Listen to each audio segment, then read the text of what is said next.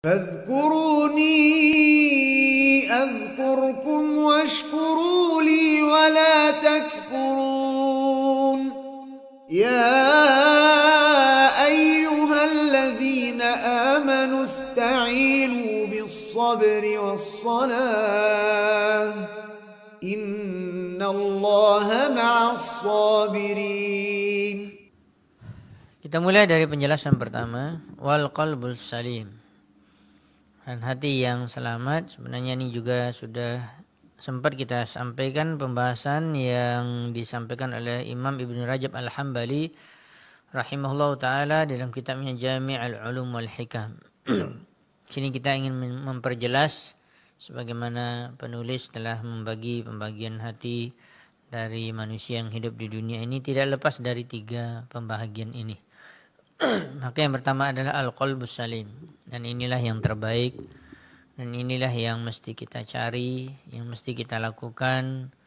Mesti kita memiliki hati ini di dunia karena memberikan pengaruh yang baik dalam kehidupan kita, dalam umur kita yang diberikan oleh Allah di dunia, dan juga memberikan pengaruh yang baik di alam barzakh, alam kubur, dan semakin memberikan kebaikan yang sangat banyak dan tidak pernah akan hilang kebaikan tersebut ketika berada di padang mahsyar atau di akhirat. Seorang akan masuk ke dalam surga Allah Subhanahu wa taala bil qalbis salim, yaitu dengan hati yang selamat. Wal qalbus salim kama qala ta'ala, sebagaimana Allah Subhanahu wa taala telah berfirman di dalam surat Asy-Syu'ara ayat 88 dan 89. Ini sudah kita jelaskan sebelumnya dan kita telah membaca penjelasan tafsir dari para ulama salaf. Kama qala ta'ala yauma la yanfa'u malun wala banun. Pada hari, yaitu hari akhirat, la yanfa'u, tidak bermanfaat, malun, harta, wala banun, dan juga tidak bermanfaat anak-anak ketika berada di hari akhirat, illa, kecuali yang bermanfaat adalah man atallaha, siapa saja yang dia datang kepada Allah biqalbin salim, membawa hatinya yang selamat.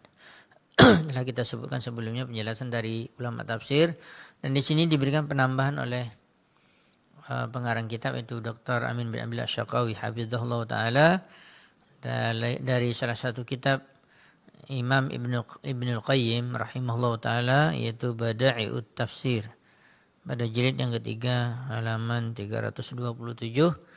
Beliau berkata, qala Ibnul Qayyim rahimahullah taala, berkata Imam Ibnu Qayyim rahimahullah taala berkaitan dengan hati yang selamat ini. Beliau mengatakan, huwallazi salima minasyirki wal ghilli wal haqdi wal hasadi wasyuhi wal kibri wa hubbid dunya war riasati wa salima min kulli syahwatin ta'arada atau tu'aridu amrahu wa min kulli subhatin tu'aridu khabarahu wa salima min kulli iradatin tuzahimu muradahu wa salima min kulli qati'in yaqta'u 'anillah. Perhatikan nasihat yang sangat berharga, yang sangat luar biasa dari seorang imam, Syekhul Islam, Ahlus Sunnah wal Jamaah, yaitu Imam Ibnu Qayyim rahimahullah ta'ala, muridnya Syekhul Islam Ibnu Taimiyah rahimahullah ta'ala wa rahimahumullahu ta'ala jami'an, kepada seluruh para ulama kaum muslimin, ulama Ahlus Sunnah wal Jamaah dari dahulu sampai sekarang, yang telah mewariskan kepada kita kitab yang luar biasa, sehingga ini menjadi nasihat bagi kita semua, menjadi sumber hidayah yang kita mendapatkan dari perkataan para ulama-ulama tersebut, yang menjadi juga petunjuk bagi kita untuk mencari jalan yang benar. Berkata Imam Ibnu Qayyim rahimahullah ta'ala dalam menjelaskan ayat surat Asy-Syu'ara ayat 88 dan 89 yang telah kita bacakan tadi, beliau mengatakan hati yang selamat biqalbin salim, bisa kita mungkin berikan nomor yang pertama, walladzi salima minasyirki, Ini juga telah kita jelaskan pada penjelasan sebelumnya. Hati yang selamat adalah hati yang selamat daripada kesyirikan. Terutama syirik besar. Ini paling berbahaya. Ya, syirik besar itu akan menghapuskan seluruh amalan kebaikan sebanyak apapun, sehingga Allah Subhanahu wa taala memberikan peringatan kepada nabinya yang mulia sallallahu alaihi wasallam, manusia yang terbaik, manusia yang paling bertakwa. Kalau dia melakukan kesyirikan, dia akan mendapatkan akibat yang buruk, akan dihapus seluruh amalannya. La in asyrakta, apabila engkau wahai Muhammad melakukan kesyirikan, syirik besar, la yahbatanna amaluka, maka pastilah akan batal, akan hilang ya seluruh amalan kebaikanmu. La yahbatanna amaluka wa la yakunanna minal khasirin, dan kamu akan menjadi orang yang rugi. Rugi di dunia, rugi di alam barzakh, dan pasti sudah jelas rugi selama-lamanya di alam akhirat atau di akhirat, karena ya tidak ada kematian lagi setelahnya. Dan apabila seorang itu mati dalam keadaan syirik akbar, wal'iyadu billah wa na'udhu billahi minasyirk al-akbar wal asghar zahiruha wa batinuha. Syirik adalah merupakan dosa yang paling besar, ya, dan syiriklah yang diberantas oleh seluruh para nabi dan rasul di dalam dakwah mereka. Seluruh mereka berdakwah kepada tauhid. Wa laqad ba'atsna fi kulli ummatin rasulan an ya'budullaha wajtanibut taghut. Sehingga Allah Subhanahu wa taala telah menyampaikan kepada kita, dan sesungguhnya kami telah mengutus ya pada setiap umat itu ada seorang rasul untuk mendakwahi kepada tauhid, untuk mendakwahi manusia kepada tauhid, an ya'budullah, agar mereka mengibadati hanya kepada Allah. Itu yang dikatakan mengesahkan Allah, mentauhidkan Allah Subhanahu wa taala. Wajtanibut taghut, yaitu meninggalkan semua bentuk kesyirikan.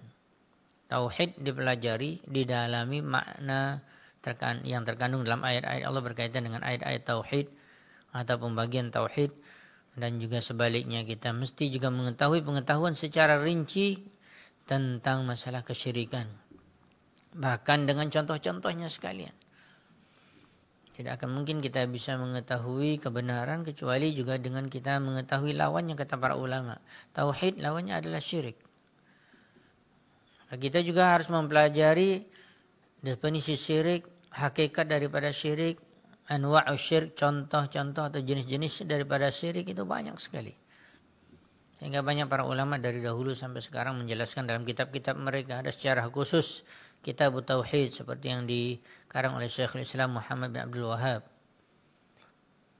Ya, ada beliau juga mengarang Kasyfus Syubhat, membantah syubhat yang ada di dalam pemikiran orang-orang yang jatuh kepada kesesatan di dalam memahami agama, atau kesesatan di dalam melakukan kesyirikan.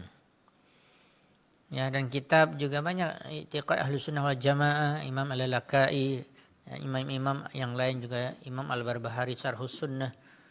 Ya, banyak luar biasa kitab-kitab para ulama salaf terdahulu yang mereka memberikan ilmu yang sangat berharga ini agar seluruh umat Islam mempelajarinya agar mereka selamat daripada syirik. Syirik di dalam rububiyah Allah Subhanahu wa taala, syirik di dalam uluhiyah beribadah kepada Allah, dan syirik di dalam asma wa sifat. Ya, selamat diri, selamat hati kita daripada kesyirikan.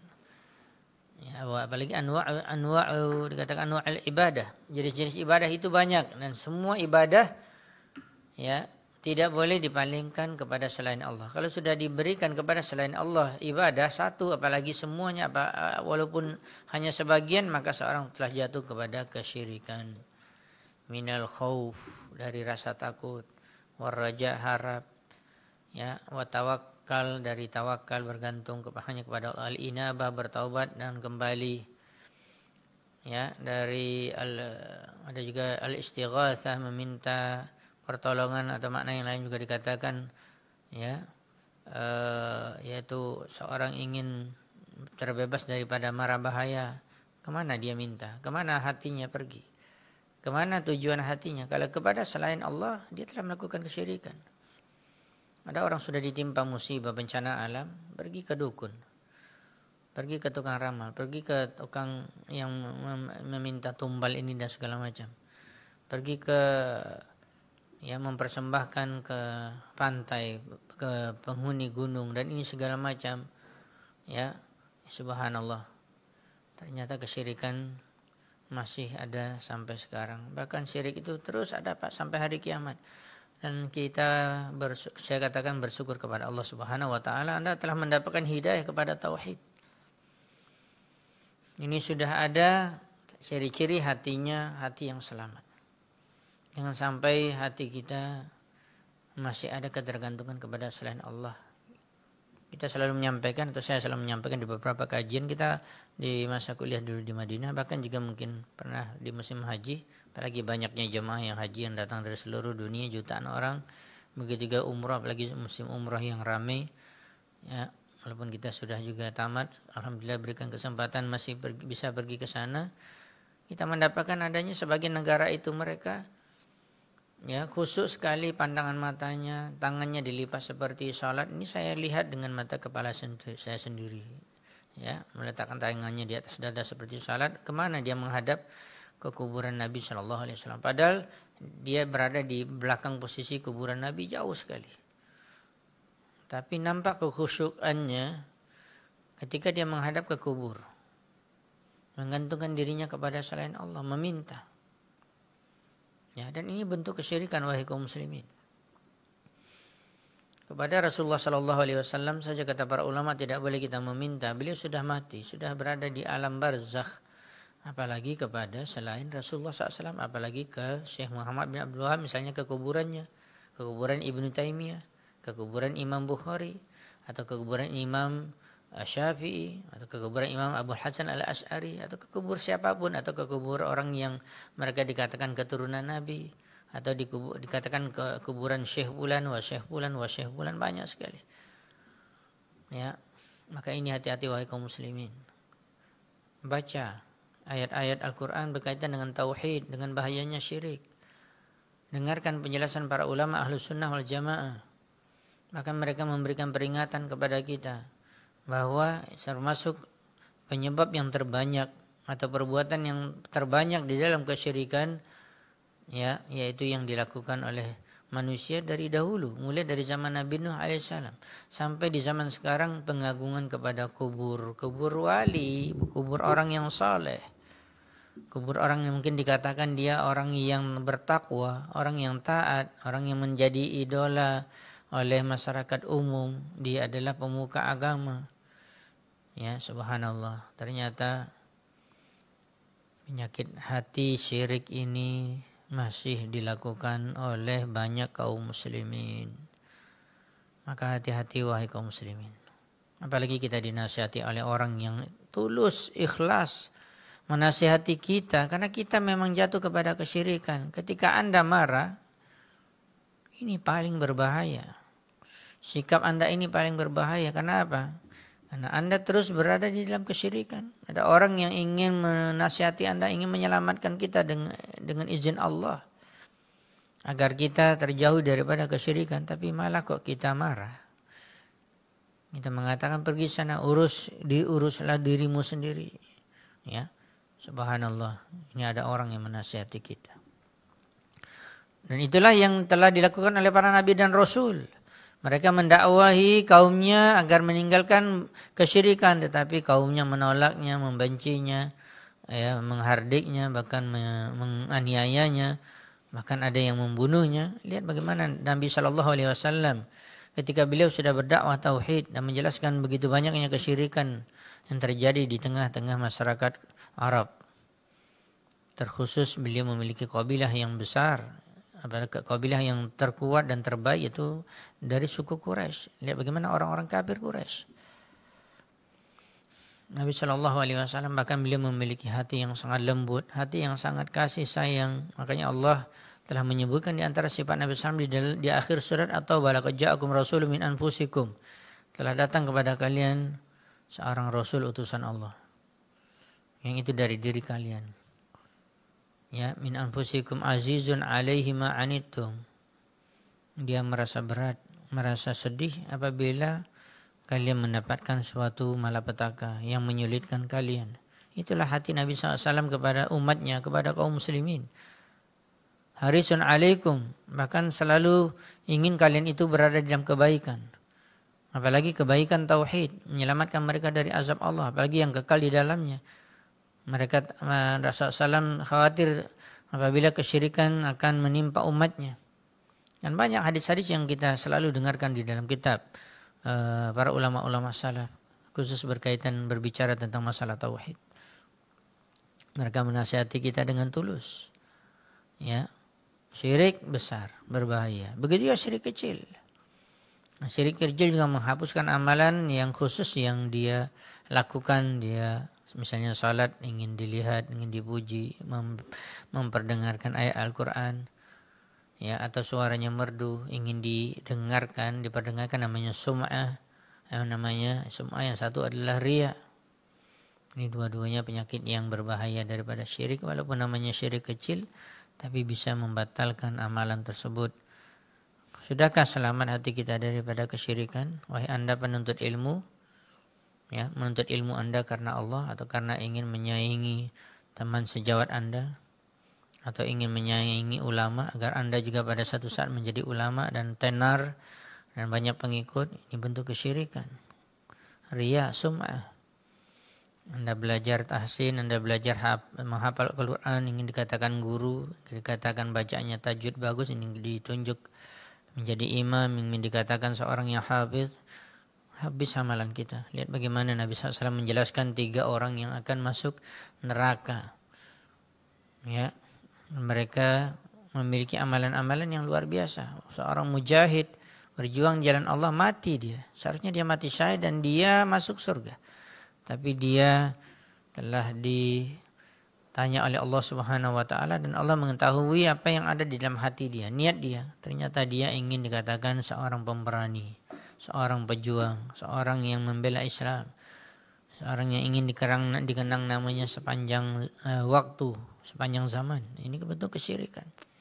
Orang yang menuntut ilmu ini dikatakan seorang yang alim. Ya, orang baca Al-Quran ini dikatakan seorang yang qari, orang yang hafal Al-Quran ingin dikatakan seorang hafidh. Orang yang pergi haji ingin dikatakan ya mendapat gelar haji, Pak Haji atau Bu Haji, hajah dan seterusnya. Ya, banyak bentuk-bentuk amalan kesyirikan, bahkan juga terjatuh mereka kepada kesyirikan secara tidak langsung. Ya, beberapa asatizah kita telah menasihati kita dalam ibadah, jangan pamer-pamer. Ya, sedikit-sedikit kalau sudah ibadah, selfie, kirim ke Facebook, kirim ke status, semuanya orang lihat, semuanya tahu. Waliyadzubillah. Ini syirik. Syirik kecil, habis amalan kita. Kita merasa diri kita juga selamat, hati kita sudah selamat, bahkan pergi ke haji, umroh pun selfie habis sebar sana kemari. Luar biasa. Amalan ini berat. Ya, menjaga hati itu berat. Apalagi penyakit syirik, penyakit yang paling berbahaya. Hati-hati wahai kaum muslimin. Adakah kita bisa selamat yauma la yanfa'u malun wala banun illa man atallaha biqalbin salim? Periksa diri kita masing-masing. Walladzi salima minasyirki wal ghilli ya wal haqdi wal hasadi. Ini bentuk-bentuk yang sifatnya hampir sama, yaitu kebencian, al-ghil, haqad, hasad, yaitu iri hati, hasad. Ya, ini juga penyakit-penyakit hati. Kita mengetahui bahwa dosa yang pertama sekali ada di langit sebelum Nabi Adam diturunkan ke bumi, yaitu hasad. Hasadnya iblis kepada Nabi Adam alaihissalam. Setelah itulah timbul penyakit yang berbahaya setelahnya, itu al-kibru, kesombongan. Sombong. Ya, sombong kata Nabi SAW, al-kibru batarul haq wa ghamtun nas. Kamu menolak kebenaran, datang kebenaran kepada kita, sudah jelas kebenaran itu datang, tapi kita menolaknya. Tapi kita tidak senang dinasihati. Ini namanya al-kibru. Yang menasihati kok anak kecil, yang menasihati kok anak saya, yang menasihati kok adik saya, adik kelas, yang menasihati kok murid saya. Sombong kita. Ya. Wal kibru. Ini penyakit-penyakit hati yang berbahaya wahai kaum muslimin. Ini semuanya menyerumuskan kepada api neraka. Kalau kita tidak segera bersihkan, tidak segera kita selamatkan hati kita. Ya. Wasyuh, yaitu juga ketamakan, bakhil, pelit yang luar biasa. Kemudian juga hubbud dunya, cinta kepada dunia. Dan ini sudah banyak diingatkan oleh Rasulullah SAW di dalam banyak hadisnya. Ya, di dalam ayat Al-Quran juga Allah SWT telah memberikan peringatan. Maka ini berbahaya. Kemudian juga wariasah, begitu dalam kecintaan dunia itu ada di dalamnya juga penyakit yang berbahaya. Hubbur riasah yaitu cinta kekuasaan. Cinta jabatan, cinta kita berada posisi kita menjadi pejabat tinggi, menjadi penguasa. Ini memang penyakit hati. Tapi ini yang banyak direbut oleh manusia. Berebut manusia untuk mendapatkannya, menghalalkan segala macam cara. Ada yang membuat visi dan misi begini-begini, semuanya manis, sudah berada di atas. Tidak ada satupun, praktek tidak ada, bahkan zalim. Ini hubbur riasah. Ini penyakit hati. Siapa yang bisa selamat dari penyakit seperti ini? Maka dia akan masuk surga. Siapa yang tidak bisa selamat? Ya kebalikannya, pahami aja sendiri. Ya, hubbur riasah. Salima min kulli syahwat. Begitu juga selamat hati itu kata Imam Ibnu Qayyim dari seluruh penyakit syahwat yang akan selalu bertabrakan dalam urusan-urusan kebaikan. Juga selamat daripada seluruh penyakit subhat yang dia akan menolak berita-berita yang benar dari Allah Subhanahu wa taala dan Rasulnya. Begitu juga selamat daripada seluruh keinginan yang buruk yang akan bertabrakan dengan keinginan Allah Subhanahu wa taala. Dan juga selamat dari seluruh pemutus yang dia akan memutuskan hubungannya dengan Allah Subhanahu wa taala. Masih ada perkara-perkara yang membuat kita akan terputus hubungan kita dari Allah, ini adalah penyakit hati. Maka perhatikan kaum muslimin yang dirahmati dan dimuliakan Allah Subhanahu wa taala, kita berjuang di dalam kehidupan dunia ini sampai mati. Sampai umur kita sudah tua pun kita harus selalu memperhatikan hati kita agar menjadi al-qalbul salim. Apalagi kita selalu mengingat bahwa innamal a'mal bil khawatim, amalan itu dinilai di akhir daripada hidupnya. Kita belum tentu akan bisa selamat, menyelamatkan hati kita dari penyakit-penyakit yang telah disebutkan tadi, ya, kecuali dengan kita terus berjuang. Terus memeriksa, terus introspeksi diri, terus memperhatikan hati kita sampai mati. Ya, tidak ada istilah saya sudah banyak kajian, saya sudah profesor, dokter, saya sudah mendalami ilmu agama, saya sudah hafal Al-Quran, sudah hafal hadis, saya sudah ustaz, sudah banyak ceramah. Tidak ada yang bisa mengatakan dirinya bisa selamat dari penyakit-penyakit yang telah disebutkan tadi. Maka berusahalah kita semaksimal mungkin dan banyak berdoa kepada Allah SWT. Di antaranya yang telah kita sampaikan sebelumnya dan dihafal. Allahumma inni as'aluka qalban saliman. Di antara doa yang diucapkan oleh Nabi SAW yang disebutkan di dalam hadis riwayat Imam Ahmad. Di dalam musnadnya hadisnya Hasan. Dikumpulkan dari banyak riwayat. Ya, Rasulullah SAW berdoa Allahumma inni as'aluka qalban saliman. Ya Allah, aku meminta kepadamu hati yang selamat.